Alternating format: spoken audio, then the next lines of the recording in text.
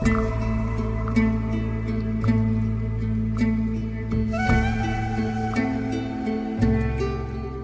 hamparan tanah Sulawesi yang subur, terbentang sebuah kawasan yang dianugerahi keindahan alam tiada tara. Konon, pada masa lampau yang tak terjangkau bilangan tahun, wilayah ini dikenal dengan sebutan Hulontalangi, yang bermakna lembah mulia nan elok. Udara segar berhembus dari pegunungan yang gagah, mengaliri sungai-sungai jernih yang berkelok membelah hutan lebat. Disinilah, menurut para tetua, cikal bakal suku Gorontalo mulai menapakkan jejak peradaban. Mereka hidup dalam kelompok-kelompok kecil, menyandarkan hidup pada kemurahan alam, berburu dan meramu hasil hutan. Lembah Hulontalangi bukan hanya sekadar tempat tinggal, melainkan sebuah ibu kandung yang menyediakan segala kebutuhan. Para leluhur awal ini diyakini memiliki kearifan mendalam dalam membaca tanda-tanda alam.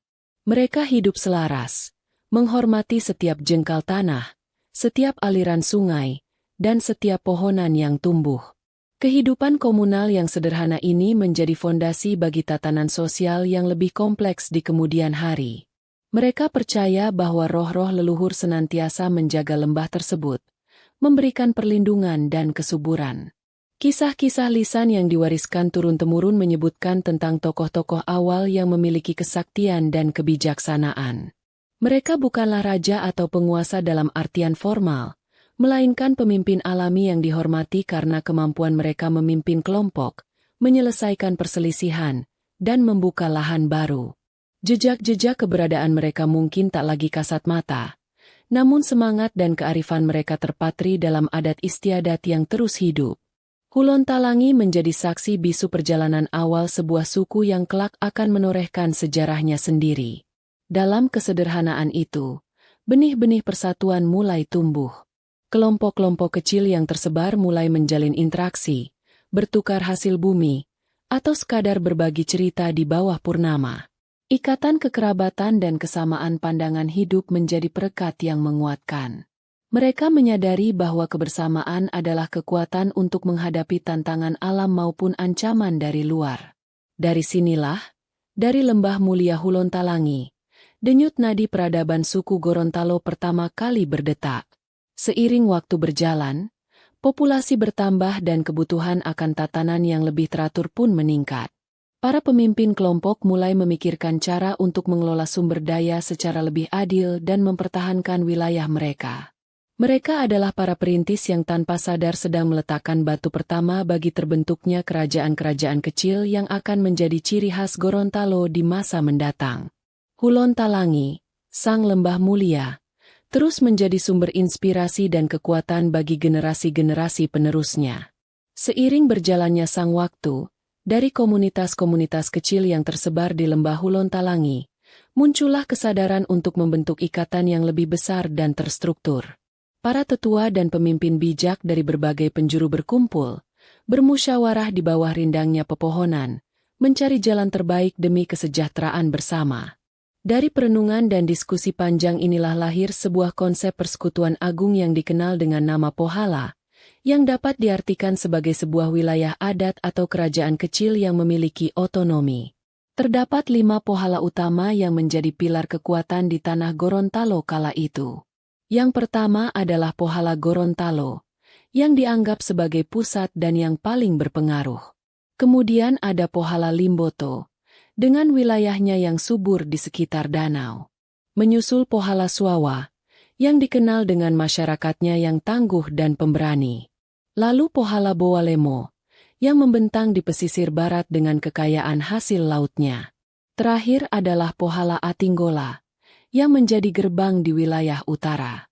Masing-masing pohala ini dipimpin oleh seorang raja atau ratu yang bergelar Olongia atau Olowala.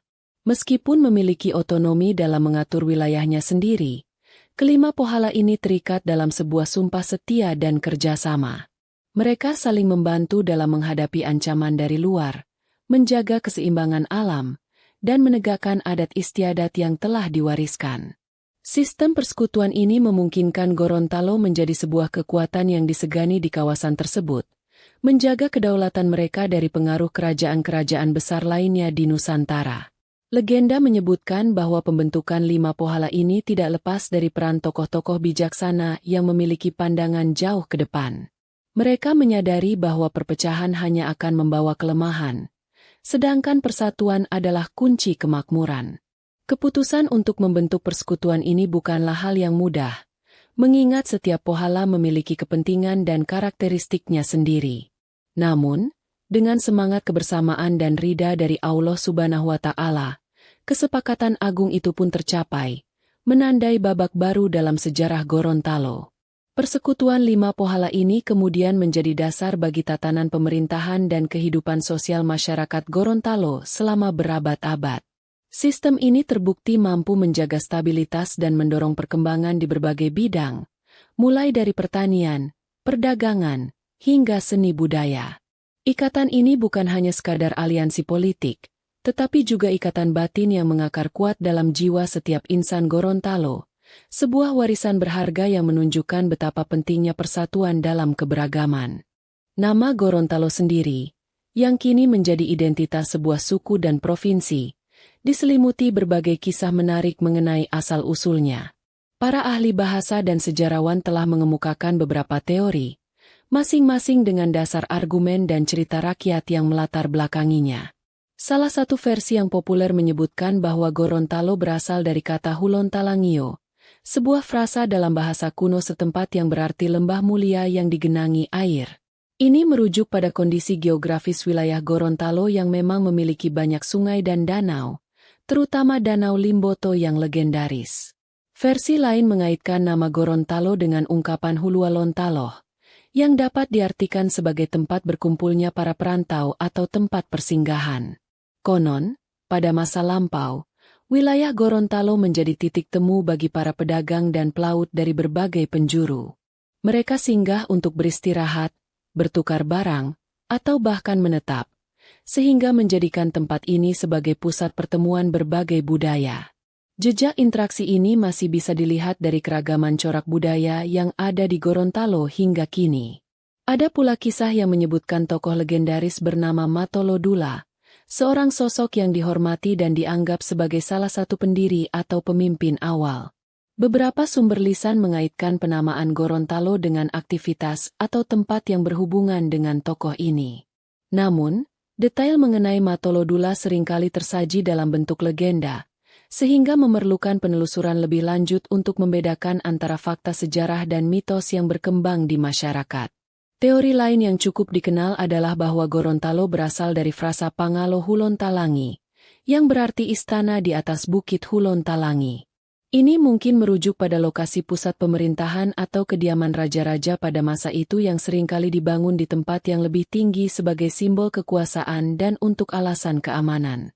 Selain itu, ada juga pendapat yang mengatakan Gorontalo berasal dari kata Gorone Hutalalo, yang berarti tempat orang Belanda berlabuh. Meskipun teori ini lebih merujuk pada era kolonial yang datang jauh setelah nama Gorontalo itu sendiri terbentuk. Dari berbagai versi tersebut, tampak bahwa nama Gorontalo memiliki akar yang dalam pada kondisi alam, fungsi sosial, dan bahkan tokoh-tokoh legendarisnya. Setiap teori menawarkan perspektif yang memperkaya pemahaman kita tentang bagaimana para leluhur suku Gorontalo memaknai dan mengidentifikasi tanah tumpah darah mereka. Misteri di balik nama ini justru menambah daya tarik dan keunikan sejarah Gorontalo, sebagai cerminan dari perjalanan panjang sebuah peradaban. Jauh sebelum syiar Islam menggema di tanah Gorontalo, peradaban di bawah naungan 5 pohala telah mencapai tingkat kematangan yang mengagumkan. Para Olongia, raja-raja yang memimpin masing-masing pohala, memerintah dengan bijaksana berlandaskan adat istiadat luhur yang diwariskan turun-temurun. Adat ini begitu kuat mengakar dalam setiap sendi kehidupan masyarakat, mengatur hubungan antar individu, antara rakyat dan pemimpin, serta antara manusia dengan alam semesta. Meskipun belum mengenal ajaran Islam secara formal, nilai-nilai kebaikan, keadilan, dan kebersamaan sudah menjadi pegangan hidup. Kehidupan sosial masyarakat Gorontalo pra-Islam diatur oleh sistem hukum adat yang disebut Payu Limo Tohala, atau 5 asas pokok. Kelima asas ini mencakup prinsip musyawarah untuk mufakat, ololohama, gotong royong, opiahe, keadilan, o adili, persatuan, Oluli, dan kepatuhan kepada pemimpin, Hulumati. Prinsip-prinsip ini menjadi panduan bagi para Olongia dalam mengambil keputusan dan menjaga keharmonisan di wilayahnya. Mereka tidak memerintah secara absolut, melainkan senantiasa mendengar suara rakyat melalui dewan adat. Kepercayaan animisme dan dinamisme masih mewarnai kehidupan spiritual masyarakat saat itu. Mereka percaya akan adanya kekuatan gaib yang mendiami alam sekitar, seperti gunung, sungai besar, dan pohon-pohon keramat. Upacara-upacara ritual seringkali dilakukan untuk memohon kesuburan tanah, hasil panen yang melimpah, serta perlindungan dari mara bahaya. Roh-roh leluhur juga sangat dihormati dan dianggap senantiasa mengawasi serta memberikan petunjuk kepada anak cucunya. Meskipun demikian, beberapa peneliti meyakini bahwa telah ada kontak awal dengan ajaran Tauhid, meski dalam bentuk yang samar. Konsep tentang adanya satu kekuatan tertinggi yang mengatur alam semesta mungkin sudah mulai dikenal, walau belum terdefinisikan seperti dalam ajaran Islam. Hal ini tercermin dalam beberapa praktik adat yang menekankan pada kesucian niat dan perbuatan baik. Kearifan lokal ini menjadi fondasi yang subur bagi penerimaan ajaran Islam di kemudian hari. Masa ini sering disebut sebagai zaman keemasan para Olongia, di mana adat istiadat dijunjung tinggi dan menjadi pedoman utama. Kesejahteraan rakyat menjadi prioritas, dan para pemimpin dipilih berdasarkan kapasitas dan integritas mereka. Sistem 5 pohala dengan Olongia di puncaknya terbukti mampu menciptakan tatanan masyarakat yang adil, makmur, dan berbudaya tinggi, mempersiapkan Gorontalo untuk menyambut lembaran baru dalam sejarahnya dengan kedatangan Islam. Kejayaan dan kedamaian Kesultanan Gorontalo mulai terusik dengan kedatangan bangsa-bangsa Eropa yang berambisi menguasai perdagangan rempah-rempah di Nusantara. Pada abad ke-17 Masehi, Verenigde Oostistche-Compagnie atau VOC, kongsi dagang Belanda, mulai menancapkan pengaruhnya di wilayah Sulawesi, termasuk Gorontalo. Awalnya, hubungan terjalin dalam bentuk kerjasama dagang, namun lambat laun VOC menunjukkan niatnya untuk melakukan monopoli dan intervensi politik. Para Sultan Gorontalo dan pemuka adat tidak tinggal diam menghadapi tekanan ini. Mereka berusaha mempertahankan kedaulatan dan martabat negerinya melalui berbagai cara, mulai dari perundingan diplomatik hingga perlawanan bersenjata. Sejarah mencatat beberapa perjanjian yang dibuat antara Gorontalo dan VOC. Namun perjanjian-perjanjian tersebut seringkali merugikan pihak Gorontalo dan memicu ketidakpuasan di kalangan rakyat. Semangat perlawanan terus berkobar, dipimpin oleh tokoh-tokoh pemberani yang menolak tunduk pada kekuasaan asing. Salah satu bentuk perlawanan yang paling dikenal adalah perjuangan yang dipimpin oleh para bangsawan dan rakyat yang tidak rela kekayaan alam Gorontalo dieksploitasi demi kepentingan penjajah. Mereka melakukan perang gerilya, memanfaatkan pengetahuan mereka tentang medan yang sulit untuk menyulitkan pasukan VOC. Meskipun dengan persenjataan yang lebih sederhana, semangat juang yang tinggi dan kecintaan pada tanah air menjadi modal utama mereka. Namun, kekuatan militer VOC yang lebih unggul dan politik adu domba yang licik seringkali membuat perlawanan ini menghadapi tantangan berat. Selain VOC, Portugis juga sempat singgah dan mencoba menanamkan pengaruhnya di Gorontalo, meskipun tidak sebesar dampak yang ditimbulkan oleh Belanda. Persaingan antar kekuatan kolonial ini terkadang dimanfaatkan oleh pihak Gorontalo untuk menjaga keseimbangan, namun pada akhirnya, dominasi Belanda menjadi semakin kuat seiring berjalannya waktu. Sistem pemerintahan tradisional 5 pohala mulai terkikis, dan para sultan kehilangan banyak kewenangannya di bawah kendali pemerintah kolonial Hindia Belanda. Masa kolonialisme menjadi babak yang kelam dalam sejarah Gorontalo. Eksploitasi sumber daya alam, kerja paksa, dan penindasan menjadi bagian dari penderitaan rakyat. Namun, di tengah kegelapan itu, semangat perlawanan dan keinginan untuk merdeka tidak pernah padam. Perjuangan para leluhur dalam menghadapi penjajah menjadi inspirasi bagi generasi berikutnya untuk terus berjuang demi kemerdekaan dan kedaulatan bangsa. Sebuah api yang terus menyala hingga Indonesia akhirnya meraih kemerdekaannya. Setelah melalui perjalanan sejarah yang panjang dan berliku, dari era Hulon Talangi hingga cengkeraman kolonialisme, Suku Gorontalo turut menjadi bagian tak terpisahkan dari perjuangan kemerdekaan Republik Indonesia. Semangat persatuan yang telah terjalin sejak zaman Lima Pohala menjadi modal penting dalam menghadapi tantangan zaman. Setelah Indonesia merdeka pada tahun 1945 Masehi, Gorontalo menjadi bagian dari Provinsi Sulawesi Utara. Namun, aspirasi untuk memiliki pemerintahan sendiri terus bergema. Perjuangan untuk membentuk provinsi sendiri akhirnya membuahkan hasil. Pada tanggal 5 Desember 2000 Masehi, Provinsi Gorontalo secara resmi berdiri, sebuah tonggak sejarah yang disambut dengan sukacita oleh seluruh masyarakat. Pembentukan provinsi ini menjadi momentum untuk menggali kembali potensi daerah, melestarikan warisan budaya, dan meningkatkan kesejahteraan rakyat.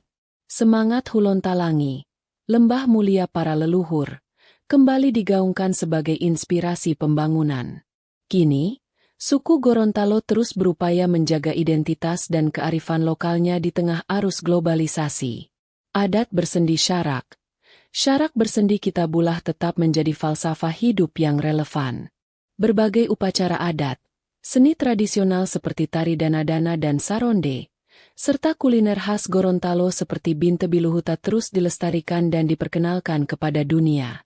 Para pemuda Gorontalo didorong untuk mencintai budayanya sendiri seraya tetap terbuka terhadap kemajuan ilmu pengetahuan dan teknologi.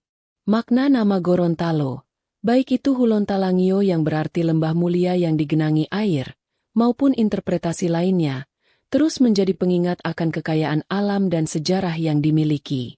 Pemerintah dan masyarakat bahu-membahu membangun Gorontalo menjadi daerah yang maju, sejahtera, dan berbudaya, tanpa melupakan akar sejarah dan nilai-nilai luhur yang diwariskan oleh para pendahulu seperti Sultan Amai dan para Olongia. Perjalanan suku Gorontalo adalah cerminan dari ketangguhan, kearifan, dan kemampuan beradaptasi sebuah peradaban. Dari lembah-lembah kuno hingga menjadi sebuah provinsi yang mandiri, semangat persatuan, penghormatan terhadap adat, dan ketaatan pada ajaran agama menjadi pilar-pilar yang menopang eksistensi mereka. Kisah ini akan terus berlanjut, diukir oleh generasi penerus yang membawa amanah untuk menjaga kehormatan dan memajukan tanah Hulon Talangi tercinta. Demikianlah kisah ini diceritakan. Segala kebenaran detailnya kita kembalikan kepada Allah, Tuhan pemilik kisah kehidupan.